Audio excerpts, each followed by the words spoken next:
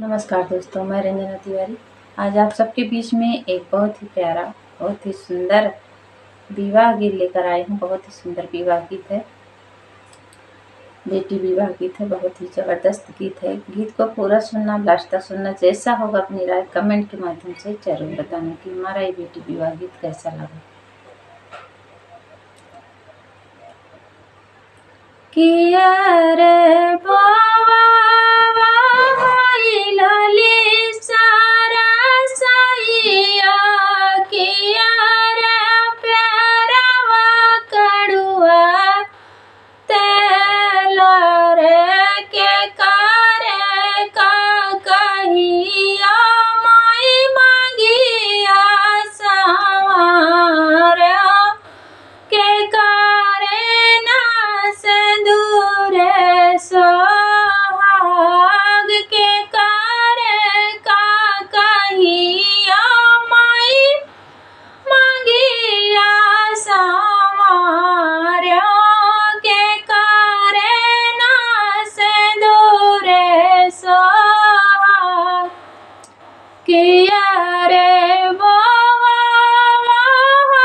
लाली सारा साइया, किया रे पेरवा कड़ुआ तेला रे के करे का कहिया माई मांगिया सवारा के करे ना सिंदूरे सोहाग के करे का कहिया माई मांगिया सवारा के करे ना सिंदूरे सोहाग।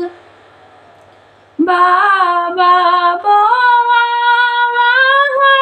लाली सारा साइया, माइया पेरवा कड़ुआ तेला रे भैया का कहिया माई मांगिया सवारा बाबूजी के सिंदूरे सोहाग भैया का कहिया माई मांगिया सवारा भाभी के सिंदूरे सोहाग भैया का कहिया माई मांगिया सवारा भाभी के